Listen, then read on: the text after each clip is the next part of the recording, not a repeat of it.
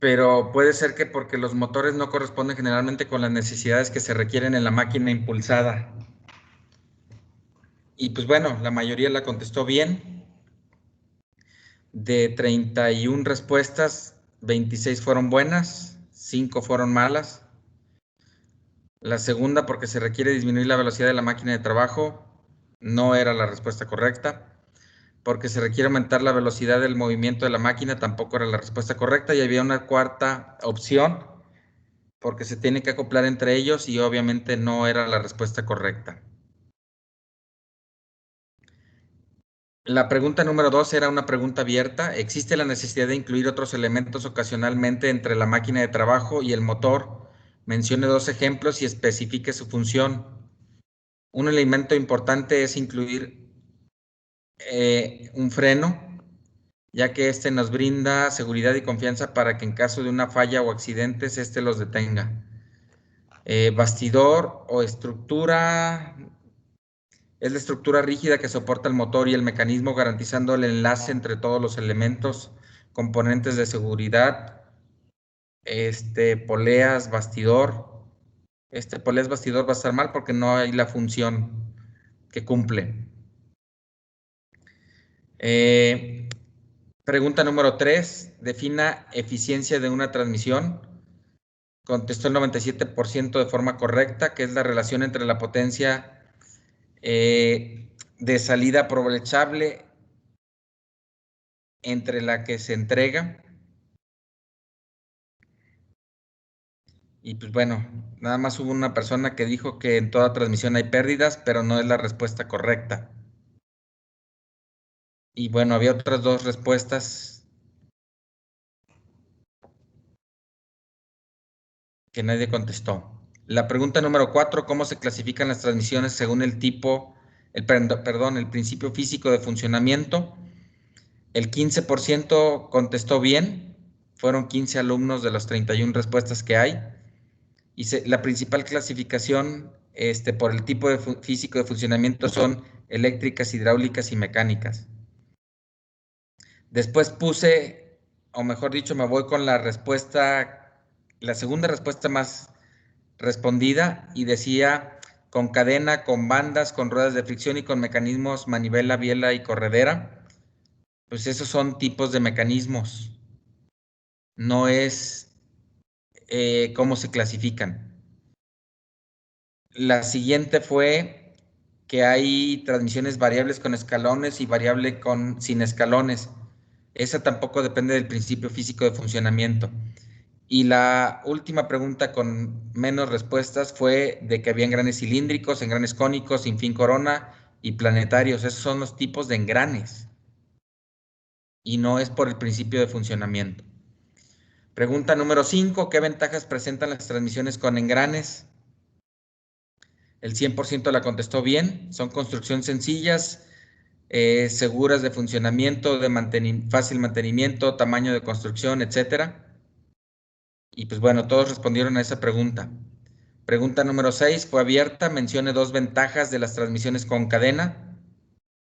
No tienen sensibilidad a humedad y calor, son sencillas de instalar y desarmar. Con una cadena se puede impulsar varias catarinas a la misma vez. Ahí dieron ya pues más ventajas, ¿no? Pregunta número 7. ¿Cuándo resulta adecuado el uso de transmisiones con cambios? La respuesta correcta la contestaron, bueno, la mayoría la contestó para todos los procesos con fenómenos de arranque difíciles y frenados, esos fueron los que más contestaron. No sé por qué esta no la tengo colocada con respuesta correcta. Creo que ni la de los principios físicos, profe. La de clasificación Sí, de profe, funcionamiento. la de Sí, la tampoco. clasificación. No, esta sí está. Pero yo, por ejemplo, seleccioné esa, profe, y a mí cuando vi los resultados me parecía que como si estuviera mal. Sí, a mí también esa A mí me me aparece. pareció la de funcionamiento que estaba mal, o sea, pero sí puse la correcta. Y a A mí usted sí también, la- profe. Bueno, porque aquí pueden contestar más de una pregunta, de una respuesta. Por ejemplo, transmiten potencias a altas velocidades, son ligeras y no requieren lubricación. Bueno, esa no sería. Son económicas, de gran tamaño, fácil de armar y fácil de construir. Pudiera ser que también esa la puse como respuesta de que es una ventaja de la transmisión de engranes, con engranes. Bueno, no sé por qué quedó así. Necesito checarlo. Agarré el examen del semestre pasado y nada más lo borré las respuestas anteriores y lo volví a aplicar. Me suena coherente esta respuesta, así que podría ser la respuesta correcta también en este caso.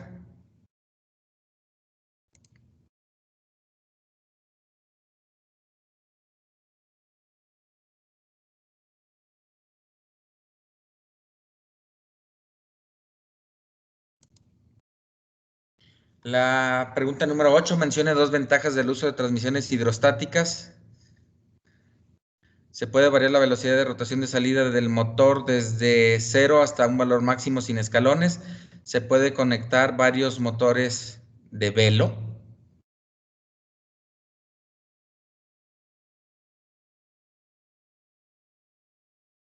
Ah, caray, me sonó a velorio.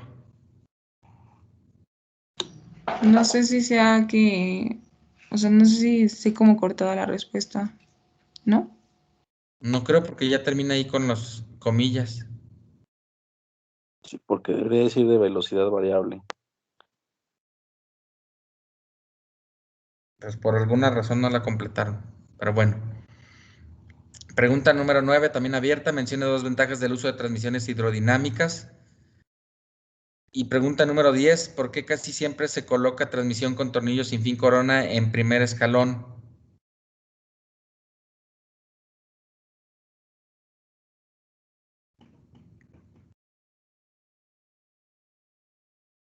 Porque en el primer escalón se necesitan engranes más chicos. Si la podemos en segundo escalón, se necesitaría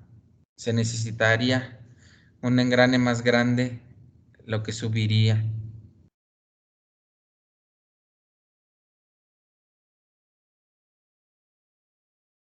Fíjense, porque en el primer escalón se necesitan engranes más chicos. Si lo podemos en el segundo escalón, se necesitaría un engrane más grande, lo que subiría. ¿Sí, verdad?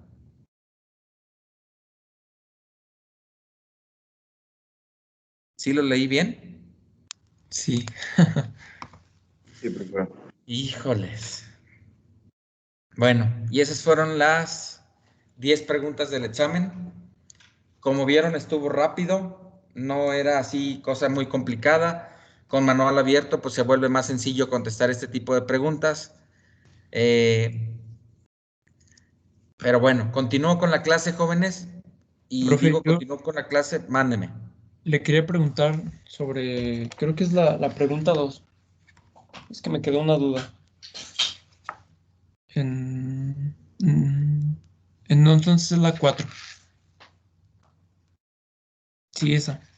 Es que la respuesta era eléctricas, hidráulicas y mecánicas, ¿Sí? pero aquí en el manual primero decía las transmisiones con respecto al principio de funcionamiento y decía las transmisiones con engranes, cadenas y bandas dentadas que trabajan con cierre de forma, pero esa no podía ser la respuesta porque mencionaba algo sobre ruedas de fricción que no se consideraban para el principio de funcionamiento. Y después en la página 354, donde se mencionan los tipos de transmisión, ahí sí se menciona que dependiendo del funcionamiento pueden ser de rotación variable en escalones o sin escalones. Entonces no sé por qué ahí la respuesta sería eléctricas o hidráulicas.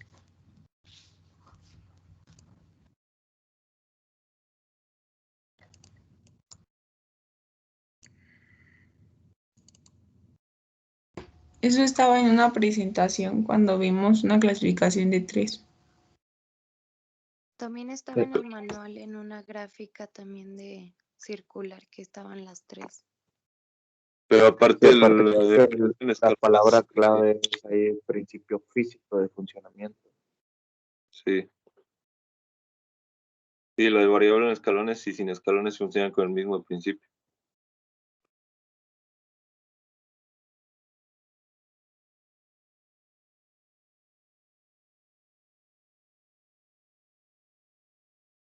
Yo también me dejé guiar por escalones variables. Pero es el mismo principio.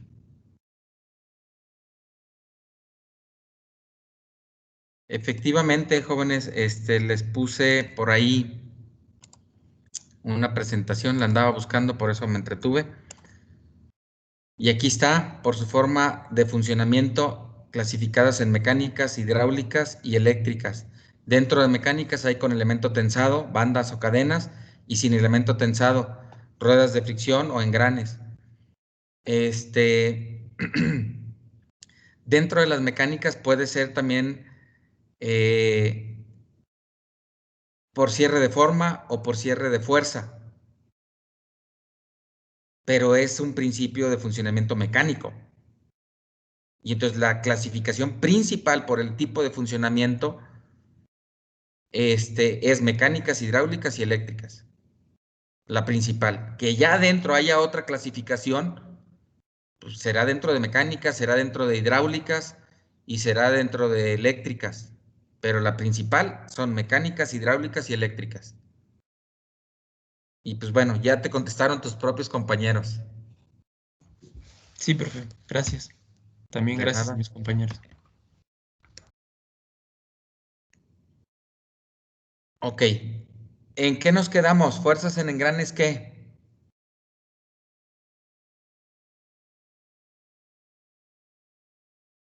El último que vimos fue engranes cónicos, el piñón cónico recto, creo que fue.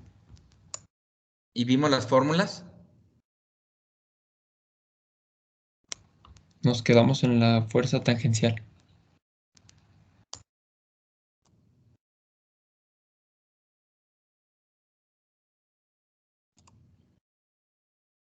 Ok, jóvenes, esto ya no tiene chiste para lo que viene siendo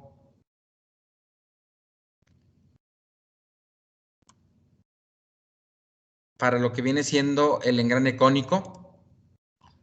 Aquí tenemos un engrane cónico, ya habíamos visto que el engrane cónico empieza con un diámetro pequeño y continúa o termina con un diámetro más grande. En el caso de engranes cónicos nos conviene colocar la fuerza a la mitad del diámetro, o sea, sobre el diámetro medio, a la mitad de lo ancho del diente, y que sería el diámetro medio que tendríamos para este engrane cónico.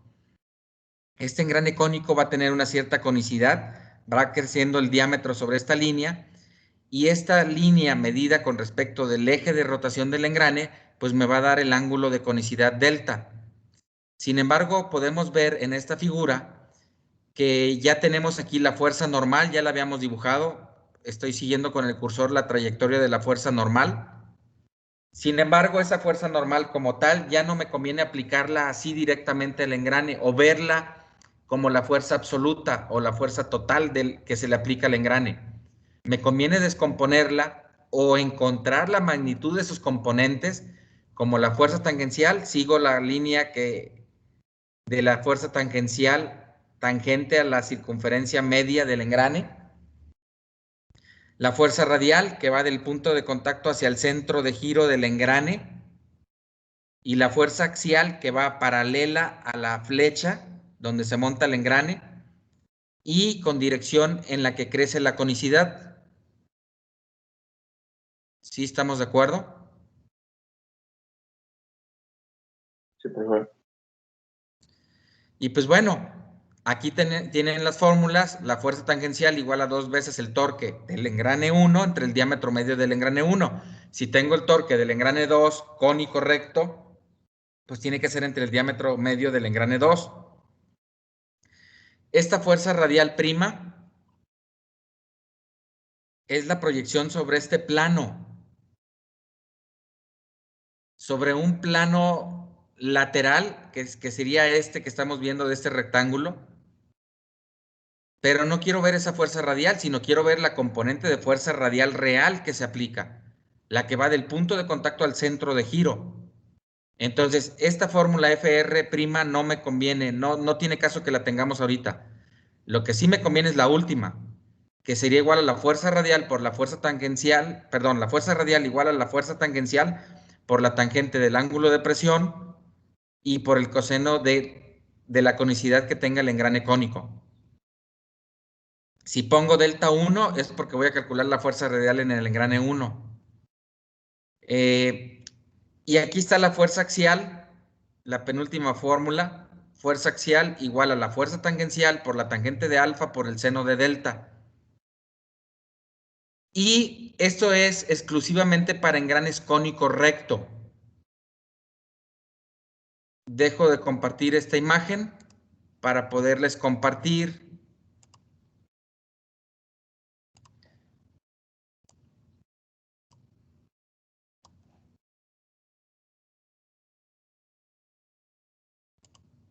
esta otra imagen, donde aquí tenemos un engrane cónico recto. Vean cómo el diente queda paralelo a la línea de la flecha, de centros de la flecha. Pero aquí del lado derecho tenemos engranes cónicos helicoidales, donde tienen un ángulo de hélice, lo que viene siendo cada diente en los engranes. Aquí se los pusieron beta, y obviamente ese ángulo beta pues tiene que ser el mismo en el engrane 2 que en el engrane 1. Pero, bueno, voy a quitar esta imagen. Nada más déjenme copiar esto. Y les dejo de compartir aquí para compartirles ahora la pantalla de Paint.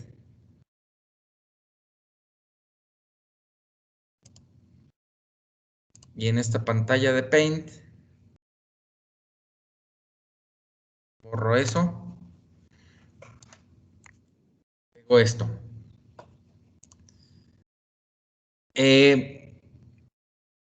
Pues de entrada podemos estar viendo aquí en el engrane cónico recto, pues que se genera una fuerza tangencial, una fuerza que obviamente queda tangente al diámetro medio que se podría estar generando aquí entre los dos diámetros menor y mayor del engrane cónico. La fuerza radial que va del punto de contacto hacia el centro de giro de la flecha donde está montado el engrane cónico. Y la fuerza axial, como lo podrán ver, paralelo a la línea de centros de la flecha y en dirección en la que crece la conicidad. Vamos jugando un poquito. Y voy a empezar por poner un monito, por dibujar un monito, simulando que son ustedes y que se ponen aquí. La idea es de que primero miremos, tengo mi ojo apuntando hacia el engrane piñón y entonces pues mi mano derecha está aquí y mi mano izquierda va por allá. Perdón, la derecha quedó arriba y la izquierda quedó aquí abajo. ¿Estamos de acuerdo? Sí. Ok. Necesito que identifiquen lo siguiente. Voy a empezar a caminar sobre la línea de centros de la flecha del piñón hasta llegar al engrane. Y cuando llego al engrane, me voy a situar donde agarre el primer diente. Y resulta que el diente se tiende a ir hacia mi mano derecha. ¿Lo ven? O hacia la mano derecha del monito que coloqué ahí. Sí. Entonces, eso significa que tiene espiral derecha. Y si gira a la derecha es porque el engrane, aquí los dientes van subiendo. Si girara hacia la izquierda, pues los dientes irían bajando. ¿Están de acuerdo? Sí. Ok. ¿Qué pasa con la corona? Ahora si vengo hacia la corona, pues de este lado queda la mano izquierda, del lado derecho en la imagen, y la mano derecha pues va a quedar del lado izquierdo. ¿Estamos de acuerdo? Sí. Entonces, si empezamos a bajar hacia el engrane corona, llego al primer diente y el diente se tiende a ir a mano izquierda. Por lo tanto, es de espiral izquierda. Si el engrane piñón gira con espiral derecha y giro a la derecha, así como lo planteé, ¿qué giro tendría el engrane corona?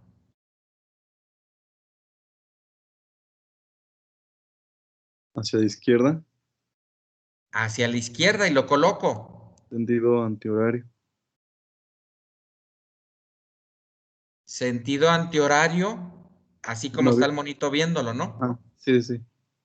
Y a como ve el piñón, pues sería sentido horario. ¿Sí estamos de acuerdo? Ahí la fuerza tangencial vendría hacia nosotros, ¿no? Hacia la pantalla, de la pantalla hacia nosotros, en el contacto de los dientes, ¿no? Sí y no. ¿Alguien que lo apoye? Profe, ¿puede repetir la pregunta? Es que se me cortó el internet. Yo no hice ninguna pregunta. Tu compañero dijo que la fuerza tangencial, en este caso, sale de la pantalla. Y yo le dije que sí y no. Que si hay alguien que lo apoye, esa fue la única pregunta que hice.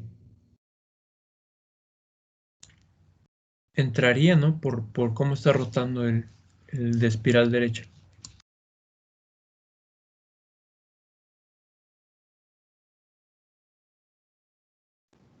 Sí y no.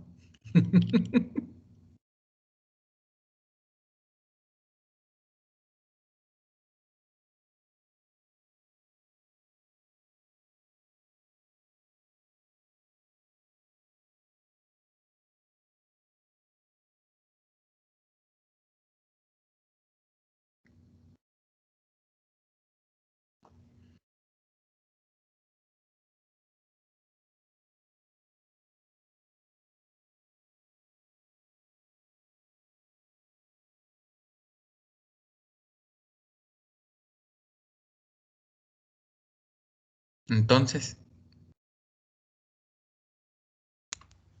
Entonces entraría, pero con un cierto ángulo, el ángulo de la espiral. pues si es tangente, tiene que quedar tangente a la circunferencia del engrane. Si queda inclinada, ya sería la fuerza normal en ese caso, ¿no? Mm,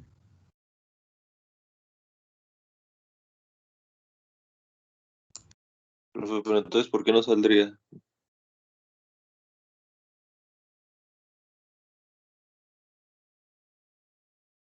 ¿Alguien que quiera decir por qué no?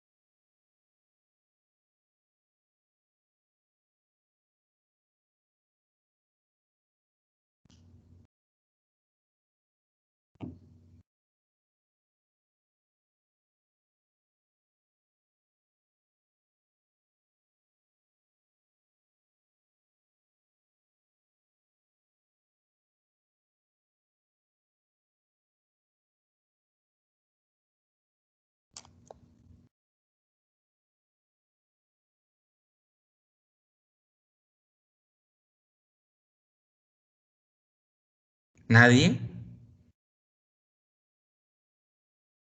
¿Qué no depende la dirección de la fuerza de a quién estemos analizando?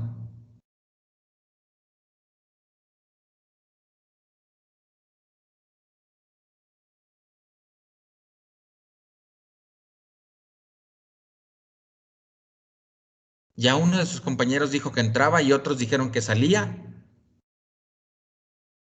Y pues no puede tener otra dirección la fuerza tangencial. O entra o sale de la pantalla. Pero ¿cuál es la dirección correcta? El chiste es de que se les hace más fácil no pensar, jóvenes, que pensar y empezar a razonar las cosas para poder dar la dirección correcta.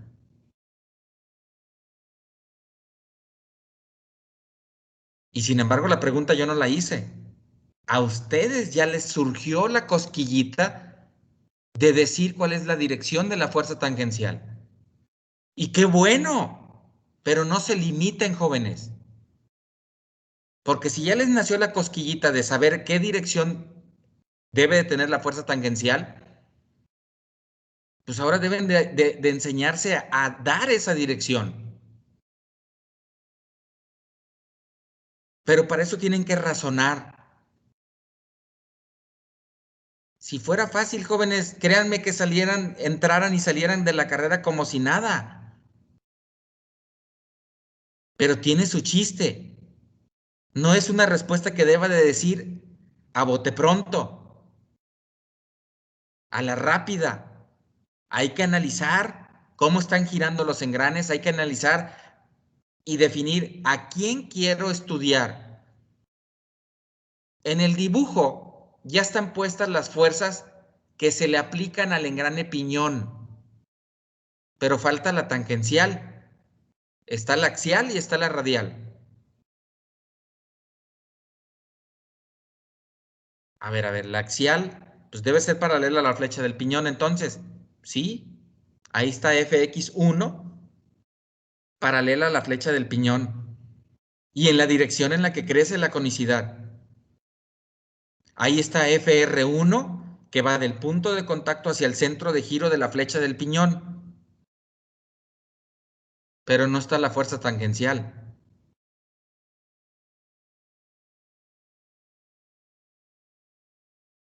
¿Cómo debe de ser la fuerza tangencial, jóvenes? Perpendicular a la flecha. Pues la fuerza radial es perpendicular a la flecha también.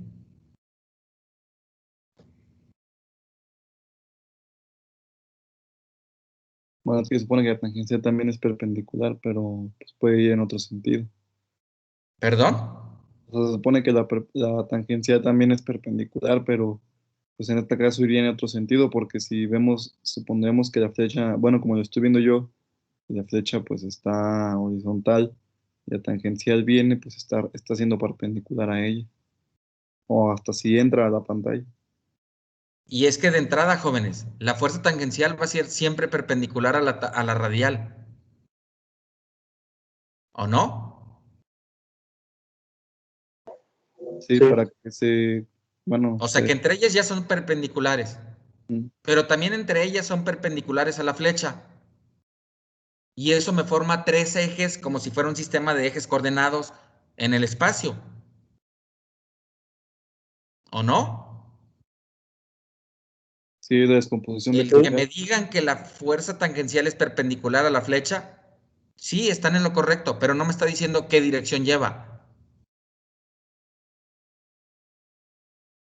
Y se pueden equivocar de plano, porque si ustedes me dicen que es vertical, pues sí, es perpendicular a la flecha del piñón, pero en ese dibujo, esa fuerza es radial, no es tangencial.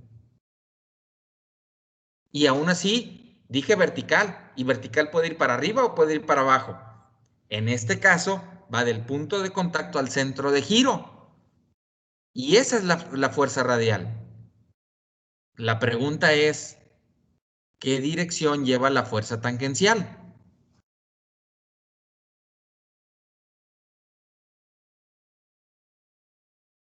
Pues si analizamos el piñón, iría para afuera, y si analizamos la corona, iría hacia adentro de la pantalla, ¿no?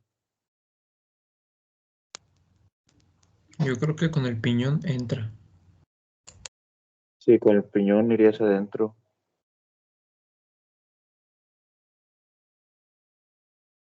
Y eso los debe de motivar a razonar más, jóvenes. Porque si todos hubieran dicho lo mismo, Órale, pues todos estamos pensando lo mismo. Y si el profesor me dice que estamos bien, qué padre, porque todos pensamos y razonamos bien las cosas. Pero si ya entre ustedes mismos se están contradiciendo, lo siguiente que tienen que hacer entre ustedes, jóvenes, es,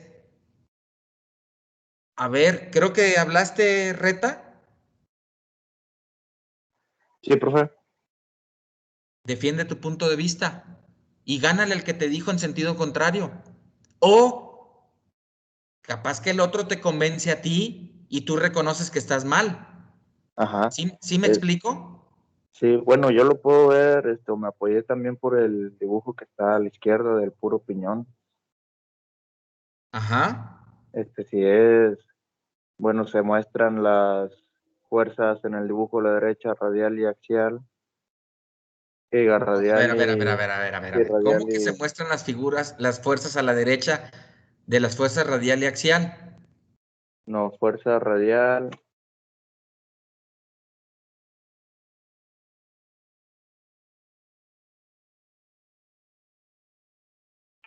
Bueno, profe, yo lo vi de que si, o sea, si la potencia está entrando por el piñón, entonces, por eso yo dije que la tangencial iría para afuera. Y en la corona iría para adentro porque es la reacción o sea, es la reacción de oposición de la corona al movimiento, pues. Pero está mal tu razonamiento. Es que me acuerdo que así lo razonamos en un dibujo que nos había puesto, A pero ver, ahí te va la forma en cómo debemos de razonarla. Y espero pongan atención, jóvenes. Efectivamente, la potencia va a entrar por la flecha del piñón. Para que tenga ese giro, jóvenes, ahí donde está el monito, la flecha está girando en sentido horario. Los dientes que estamos viendo nosotros en la pantalla tendrían que ir subiendo. Y conforme suben y llegan a la parte superior, ahora por la parte de atrás del engrane van a ir bajando. ¿Sí o no? Sí. Y cuando bajen por la parte de atrás a llegar al punto de contacto, ese diente que acaba de llegar va a impulsar al engrane, al diente del engrane corona para que salga de la pantalla. ¿Quién impulsa a quién?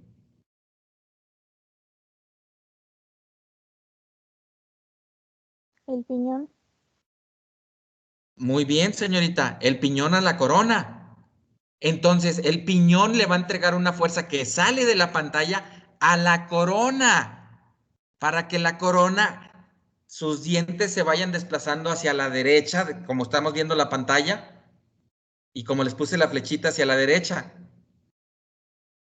La reacción de la corona es oponerse al movimiento. La reacción de la corona es una fuerza externa para el piñón.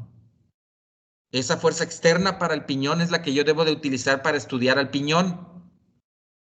Y si la reacción de la corona es oponerse, es con una fuerza tangencial que entra. Y entonces, si yo quiero analizar al piñón, pues aquí debería de estar una fuerza tangencial para el engrane 1 que entra. ¿Se entendió eso? sí.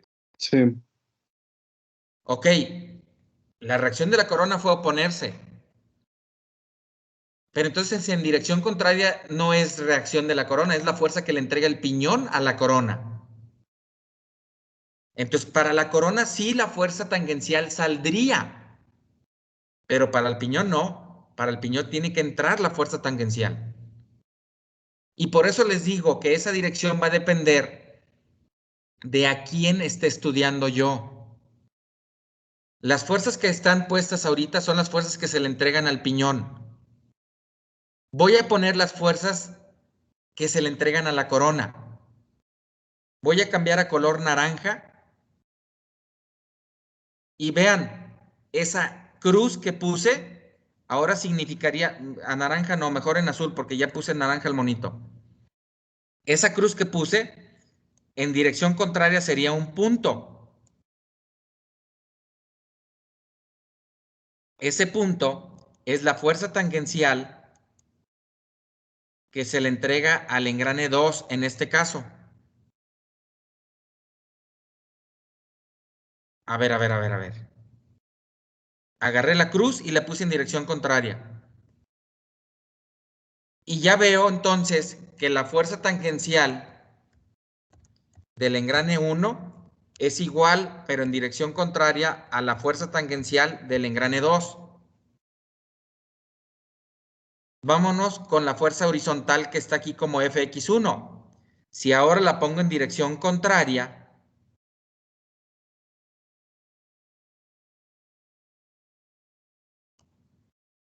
¿qué fuerza sería esta para el engrane 2?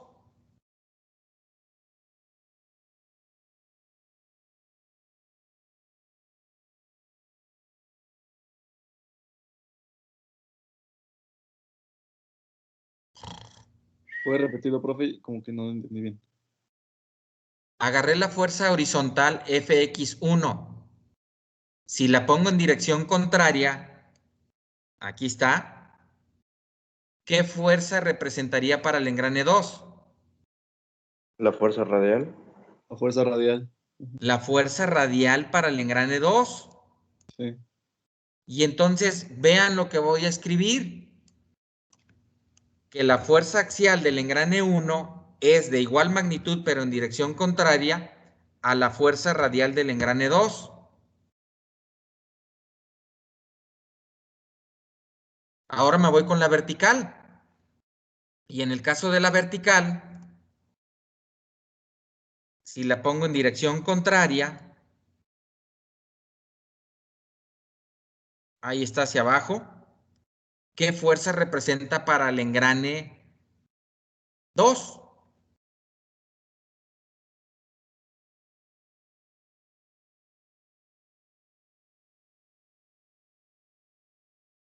Ah, pero es que como que me confunden las líneas. Dijo la que va hacia abajo, ¿verdad? ¿Sí?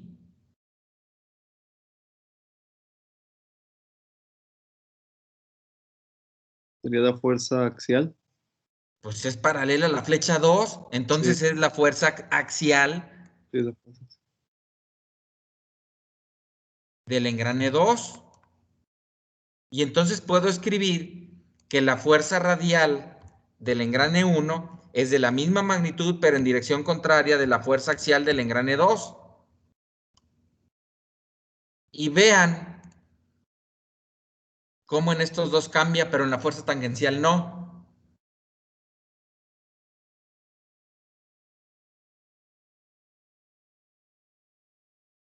Visto esto, jóvenes, dejo de compartir esto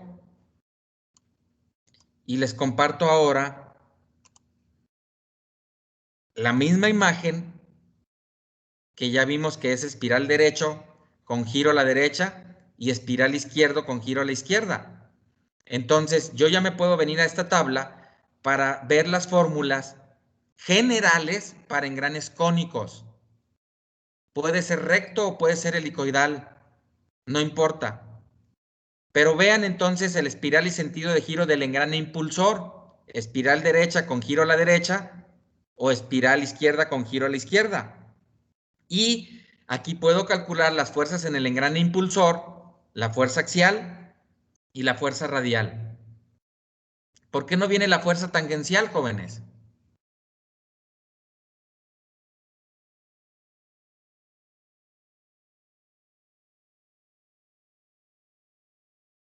Porque va a ser la misma, pero de sentido contrario, ¿no? Pero ¿y cómo la calculo?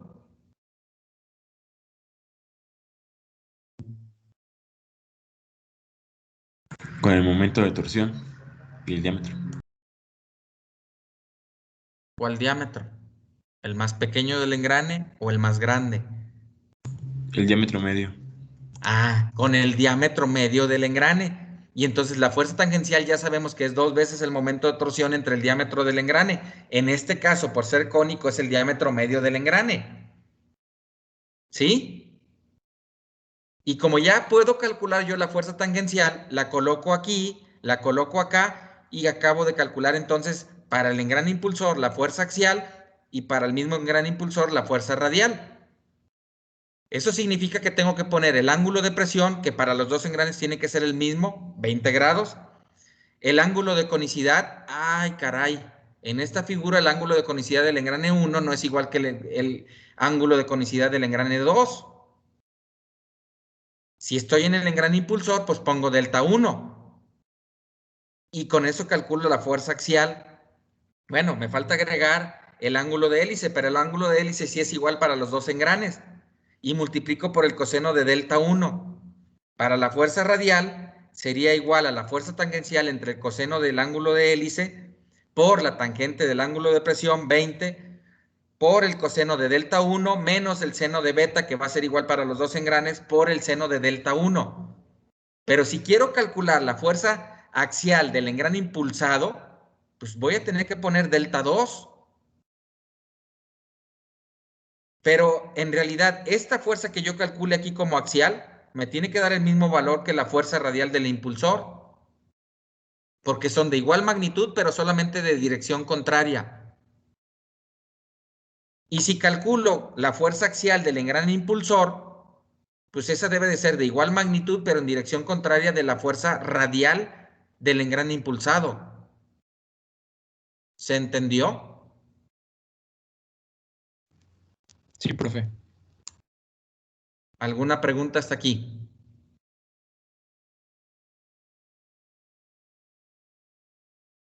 Si no hay preguntas, tienen aquí abajo de esta tabla la imagen de una transmisión de tornillos sin fin corona. Son transmisiones que se utilizan por tener una relación de transformación muy alta en un solo escalón. Y esto se debe, podríamos estar viendo la imagen del lado derecho, esto se debe a que el diámetro del tornillo es muy pequeño comparado con el diámetro de la corona. Pero ahora me voy a la primera figura, porque en la primera figura el tornillo tiene un ángulo de avance, gamma M. Híjoles, ustedes ya vieron el semestre pasado que una de las características principales de un tornillo es su ángulo de avance, o bien el paso del tornillo. ¿Alguien me puede decir qué significa el paso del tornillo?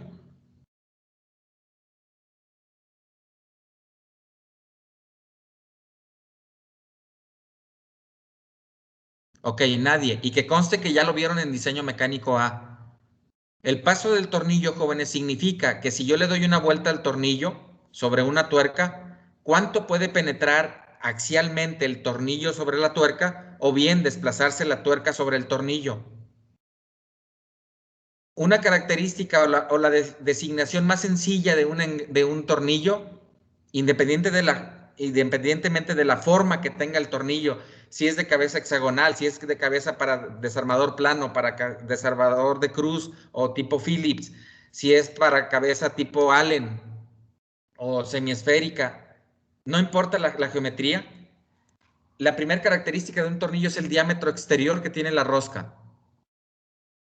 Y la segunda es el paso del tornillo. Entonces yo puedo encontrar en el sistema internacional que es una rosca métrica la que se utiliza para unir piezas, porque hay otros tipos de rosca que ya debieron de haber visto el semestre pasado. Pero para unir piezas, la rosca métrica es la más utilizada. Y les decía que en su designación más sencilla, doy el diámetro exterior de la rosca y doy el paso del tornillo. En la rosca gringa o inglesa se tiene una rosca unificada que anteriormente no tenían. La desarrollaron a partir de la Segunda Guerra Mundial, creo, donde Inglaterra, no recuerdo qué otro país, Canadá y Estados Unidos, se unieron para tener tornillos con nomenclatura iguales por ser países aliados, jóvenes. Y desarrollaron lo que viene siendo la rosca unificada. Terminaron haciendo una rosca igual que la rosca métrica, pero con ciertas variantes. Ellos también dan el diámetro exterior de la rosca, pero lo dan en fracciones de pulgada. Y en lugar de dar el paso como en la rosca métrica, ellos el paso que tienen es cuántos hilos por pulgada hay en el tornillo. Aunque el tornillo sea de media pulgada de longitud, la característica de ese tornillo serían 32 hilos por pulgada. Y pues bueno, si yo quiero saber cuánto penetra el tornillo en la tuerca al darle una vuelta, tengo que hacer un cálculo para poder determinarlo. En la rosca métrica no. La designación me lo va a indicar inmediatamente, sin hacer ningún cálculo. Y ustedes han de saber que hay tornillos de rosca estándar y hay tornillos de rosca fina. El tornillo de rosca estándar tiene un ángulo de avance relativamente grande comparado con el tornillo de rosca fina. Al de rosca fina le tienen que dar más vueltas para que penetre la misma longitud que un tornillo de rosca estándar. Y entonces vean cómo el ángulo de avance del tornillo va también a influir aquí en la relación de transformación, en cuánto puede avanzar los dientes de la corona sobre el tornillo. Y pues bueno, a final de cuentas la figura de la derecha es la que me interesa ahorita, porque esa figura de la derecha me la voy a llevar a compartírselas en Paint. En Paint borro lo que acabábamos de ver y pego la figura del lado derecho. Le voy a quitar un poquito, no le quito el zoom. Y necesito que ahora ustedes observen lo que ya está en la imagen.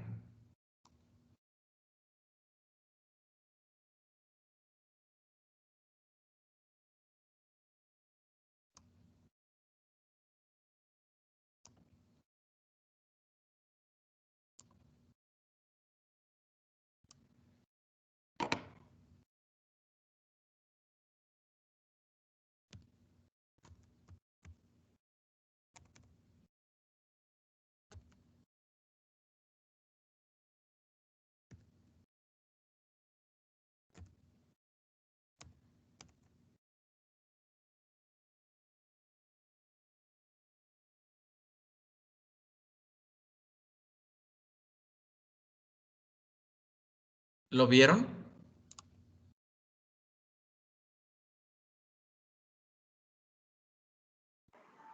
Sí. Y esta es una característica de la transmisión con engranes tornillos sin fin corona.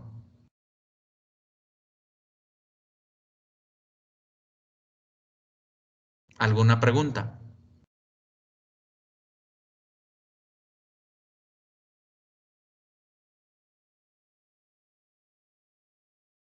Ah, tengo el diámetro del engrane 2. Híjoles. Tengo el diámetro del engrane 2. Ah, pues puedo calcular entonces la fuerza radial del engrane 2, la fuerza axial del engrane 2, la fuerza tangencial. Pero si me interesa analizar la flecha del tornillo, pues yo lo puedo relacionar para saber la tangencial del engrane 1, la radial del engrane 1 y la axial del engrane 1. ¿Se entendió?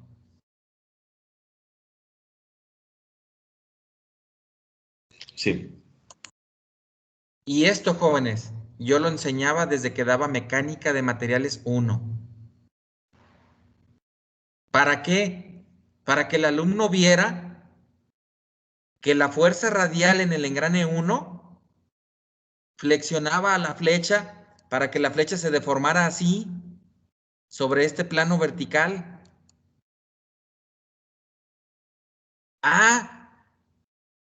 Que la fuerza tangencial me deformaba a la flecha así en un plano horizontal.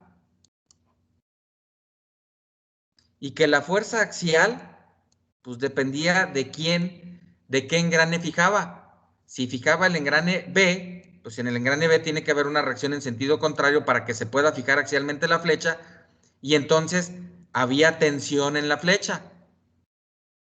Pero si el engrane A fijaba, una fuerza en dirección contraria a la fuerza axial del engrane, entonces había compresión en la flecha. Del engrane al apoyo A, o tensión del engrane al apoyo B. ¿Se entendió?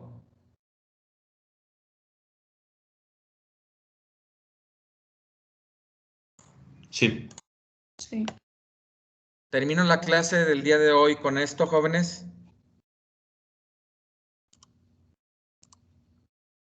Si no hay preguntas, los